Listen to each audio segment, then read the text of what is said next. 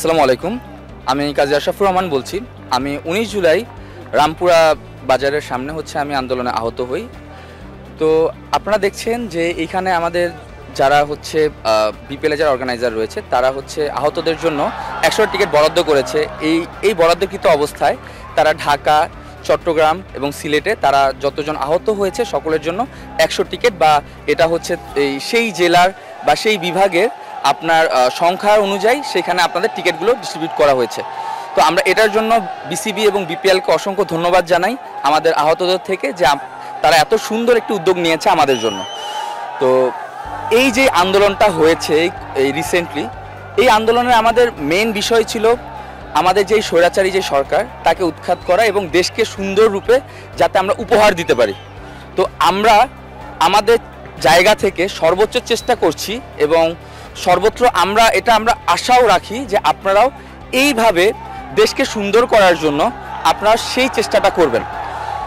তো এই যে বিপিএলের যে উদ্যোগ, এই উদ্যোগকে আমি খুবই সাধুবাদ জানাই, কারণ এই বিপিএলের এবারে পুরো থিমটাই আমাদের 36শে জুলাই আমাদের বিপ্লবকে কেন্দ্র করে। তো এই সময় আমাদের অনেক ভাই শহীদ হয়, আমাদের অনেক ভাই আহত হয়, অনেকে হসপিটাল বেডে রয়েছে এবং অনেকে অনেক ধরনের প্রবলেম ফেস করতেছে।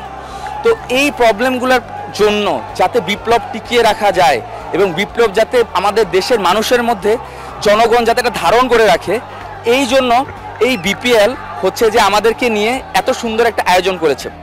তো এই আয়োজনের মধ্যে আপনারা হয়তো দেখবেন যে এই সিলেট স্ট্রাইকার বলেন, ঢাকা ক্যাপিটালস বলেন বা অন্যান্য যারা ফ্র্যাঞ্চাইজি রয়েছে তারা আমাদের আহতদেরকে, আমাদের এই শহীদদের চেতনাকে ধারণ করার জন্য তারা বিভিন্ন উদ্যোগ রয়েছে। যেমন দেখবেন তাদের বাসের মধ্যে রয়েছে, কারো জার্সির মধ্যে রয়েছে।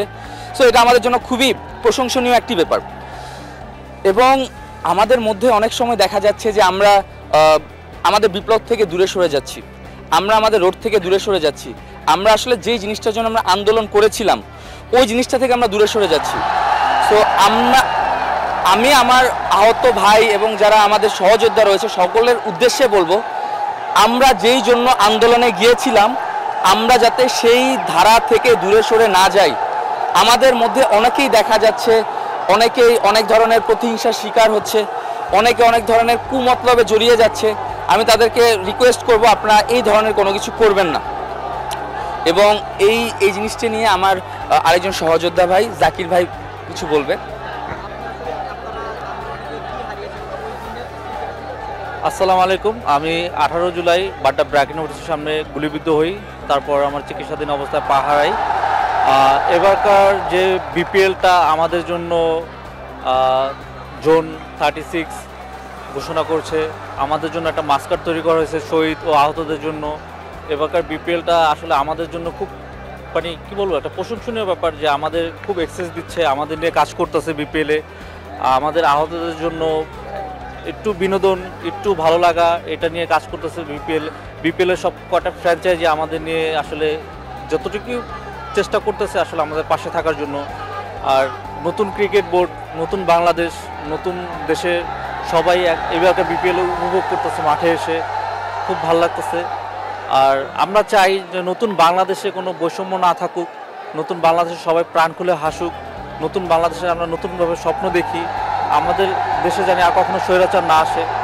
আমরা নতুন বাংলাদেশে নতুনভাবে নতুন তারুণ্যের জয় জয়কার দিয়ে আমরা নতুনভাবে এগিয়ে নিতে চাই এই বাংলাদেশকে। এতটুকু আমার বলা।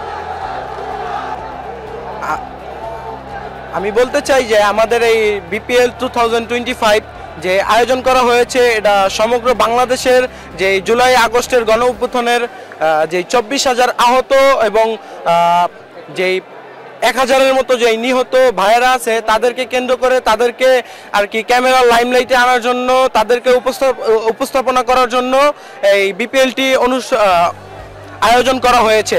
তো এমনকি আমরা দেখতে পেয়েছি যে আমাদের খেলোয়াড়দের যে টিম বাসগুলো আছে, যেমন সিলেট স্ট্রাইকার্স, ঢাকা ক্যাপিটালস, এমনকি সিলেট স্ট্রাইকার্সের জার্সিতেও আমরা দেখেছি যে তাদের জার্সিতে 36 জুলাই নামের একটি ট্যাগ বসানো হয়েছে। তো আমি এই বলে শেষ করব, আমি বলতে চাই, আমি গড়তে চাই সোনার বাংলাদেশ।